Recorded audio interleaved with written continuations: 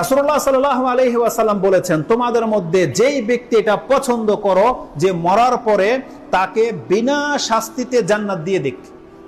আল্লাহ বলছেন, মানে রাসূল সাল্লাল্লাহু আলাইহি ওয়াসাল্লাম বলছেন, তোমাদের মাঝে কোন সেই ব্যক্তি, কে আছো যে যাকে মরার পরে হাসরের মাঠে উঠানো হবে, জাহান্নামকে সে দেখতে পাবে, জান্নাতকেও দেখতে পাবে, এবং তাকে জাহান্নাম থেকে বাঁচিয়ে রেখে জান্নাত দিয়ে দেওয়া হবে। তার মানে কি? বিনা শাস্তিতে জান্নাত। তোমাদের মধ্যে কোনো ব্যক্তিকে এমন আছো যেটা পছন্দ করো, যে এটা পছন্দ করে যে আমি সেই ব্যক্তি, আল্লাহ আমাকে বিনা শাস্তিতে জান্নাত দিয়ে দেখ। রাসূল সাল্লাল্লাহু আলাইহি ওয়াসাল্লাম বলছেন তার দুইটা করণীয় আছে। সে যদি দুইটা কাজ করে দেখাতে পারে তাহলে তাকে আল্লাহ সুবহানাহু ওয়া তাআলা ওয়াদা করছেন বিনা শাস্তিতে তাকে আল্লাহ জান্নাত দিয়ে দেবে। সে কাজ দুইটা কি? যদিও কাজ দুটা খুব সিম্পল, কিন্তু করে দেখাতে পারলে আপনি হয়ে যাবেন জ্ঞানী। রাসূল সাল্লাল্লাহু আলাইহি ওয়াসাল্লাম বলছেন, ফালতুদরিকুহু মানিয়াতুহু ওয়া হুয়া ইউমিনু বিল্লাহি ওয়াল ইয়াউমিল আখির। আপনাকে সর্ব অবস্থায় প্রস্তুত থাকতে হবে যে আপনি আল্লাহ এবং পরকালে বিশ্বাসী। কারণ মালাকুল মউত কারোর সাথে কোনো ডেট ফিক্সড করা আছে, টাইমিং করা আছে, যখন আসতে পারে, তাই নয়? যখন তখন আসতে পারে। রাসূল সাল্লাল্লাহু আলাইহি ওয়াসাল্লাম বলছেন মালাকুল মউত তো যখন তখন আসবে, এটা তো আমাদেরকে জানিয়ে দেওয়া হয়েছে। তুমি এখন জেনে নাও, তুমি প্রস্তুত থাকো। কি নিয়ে? তোমার সরঞ্জাম নিয়ে। যে কোনো সময় তোমার ডাক আসবে, আসো তোমার ফ্লাইট চলে আসছে, যাতে তোমাকে যখন ডাকা হবে তখন যেন তোমার কাছে দুইটা জিনিস থাকে। সেটা কি? ফালতুদরিকুহু মানিয়াতুহু ওয়া হুয়া ইউমিনু বিল্লাহি ওয়াল ইয়াউমিল আখির। তার অবস্থাটা যেন এমন হয় সে আল্লাহ এবং পরকালে বিশ্বাসী।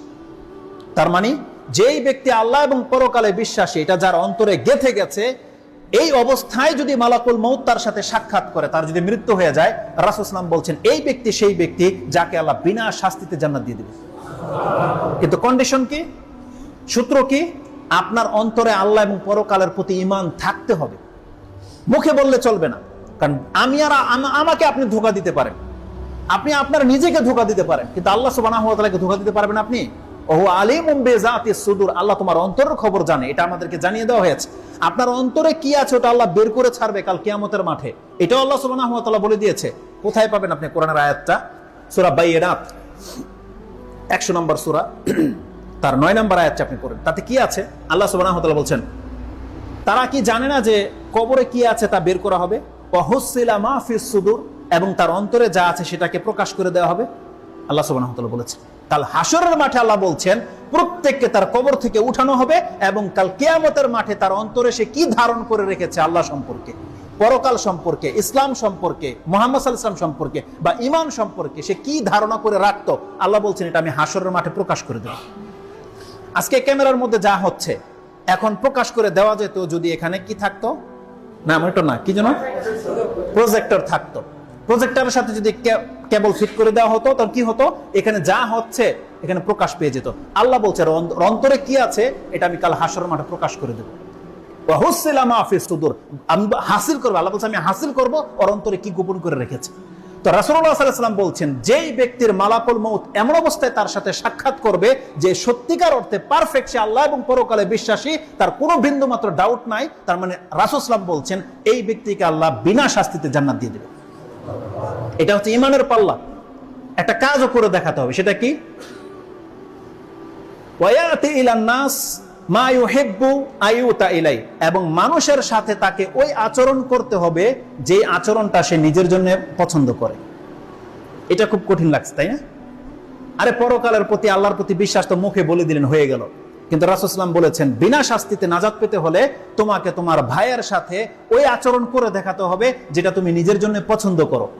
এটা আপনি কত দূরে নিতে পারেন এই কথাটা নিয়ে নেন। কত দূরে নিতে পারেন? আপনার সামনে একটা ভাই অন্যায় করেছে, এই ভাই বলতে আপনার স্ত্রীও হতে পারে, আপনার সন্তানও হতে পারে, আপনার ছোট ভাই হতে পারে, আপনার কোনো ওয়ার্কার হতে পারে, হতে পারে না? সেকেন্ড পার্সন যেটা, যার সাথে আপনি বিহেভ করবেন, একটা রিক্সা চালক ভাইয়ের সাথে হতে পারে, একটা জুতা শিলি করে তার সাথে, একটা কৃষক ভাই হতে পারে, যে আপনার চেয়ে নিচে আছে। তার মানে আপনি তার সাথে ওই আচরণটা করবেন যে আচরণটা আপনি নিজের জন্য পছন্দ করেন। যে এই কাজটা করে দেখাতে পারবে, রাসূল সাল্লাল্লাহু আলাইহি ওয়াসাল্লাম বলছেন তাকে আল্লাহ বিনা শাস্তিতে জান্নাত দিয়ে দেবে। তার মানে আপনার সাথে কে অন্যায় করেছে, এখন আপনি ওকে থাপ্পড় দিবেন, এটা আপনার প্ল্যান বা এইম, টার্গেট, ওকে থাপ্পড় দিবেন, আপনার এটা জেগে গেছে। মাইন্ডটাকে চেঞ্জ করে নেন। ওই জায়গাটা আপনি, আর ওই লোকটা এখন আপনার স্থানে আছে, ও আপনাকে কি করবে এটা কি চান আপনি, ও তো ভুল করেছে, রিক্সা আপনার পায়ে লাগিয়ে দিয়েছে, একটু কেটে গেছে বা কাপড়টা ফিরে গেল, লাগিয়ে দিয়েছে। এখন আপনি রিক্সার জায়গায় চলে যান, ওই লোকটাকে মালিক বানিয়ে দেন। এখন আপনার যে অপরাধ হয়ে গেছে, আপনি কি আশা করেন? আপনাকে একটা থাপ্পড় মারুক, এটা আশা করেন? আমি আর আপনি কি চাই তখন? আমিও চামো যে আমার ভুলটাকে ভুল ভেবে আমাকে মাফ করে দেখ, তাই তো না? যে আমাকে লান্তান না করা হোক, আমার ওজরটাকে, আমার আপত্তিটাকে সে গ্রহণ করুক, আমাকে ক্ষমা করে দিক, এটাই তো চাই নাকি? নাকি আপনি চান যে আমাকে এখন আমার মা বোনকে নিয়ে গালাগালি করুক আর আমাকে থাপ্পড় মারুক? এটা চাই কেউ? কেউ চাই না। তার রাসূল সাল্লাল্লাহু আলাইহি ওয়াসাল্লাম বলছে, তুমি যদি বিনা শাস্তিতে জান্নাত পেতে চাও, তুমি ওই ভাইটার সাথে এই আচরণটা করে দেখাও। যদি করে দেখাতে পারো, তোমাকে আল্লাহ বিনা শাস্তিতে জান্নাত দিয়ে দিবে। খাদ্যের ক্ষেত্রে আপনার বাসায় যখন কেউ আসে, আপনার উচ্চ লেভেলের গেস্ট যারা, তাদের জন্য আপনি যে খাদ্যের ব্যবস্থা করেন, আপনি দেখেন তো এটা কি আপনার ওই নিম্নমানের ভাইয়ের সাথে যে অত পয়সাওয়ালা না, তার জন্য কি ওই একই মানের খাদ্য অ্যারেঞ্জ করেন, নাকি আপনার ওয়াইফকে বলেন কি আছে আজকে বাসায়, বলে যে হালকা খিচুড়ি টিচুড়ি আছে, ঠিক আছে হয়ে যাবে, এটা দিয়ে হয়ে যাবে। আর যখন বলা হয় অমুকে আসবে, তখন বলছে কি আছে, বলতেছে যে খিচুড়ি ভুনা করেছে, এটা হয় নাকি, একটা টিকা করো, একটা ফ্রাই করো, একটা এটা করো, এটা করো, এটা করেন কিনা? এইরকম যদি করেন তাহলে সুবহানাল্লাহ, মানে এই গুণটা হাসিল হবে না।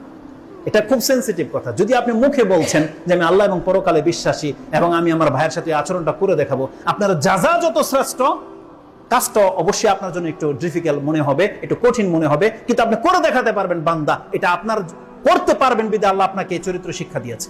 সম্ভব আপনার দ্বারা, আপনি চাইলেই পারবেন, কিন্তু আপনি চাচ্ছেন না বিধায় হচ্ছে না। আপনি চেষ্টা করে দেখেন, আপনার দ্বারা সম্ভব, এবং আপনি করে দেখাতে পারলে আপনাকে আল্লাহ সুবহানাহু ওয়া তাআলা বিনা শাস্তিতে জান্নাত দিয়ে দিবেন। তা আমাদেরকে ওই চরিত্রের হতে হবে।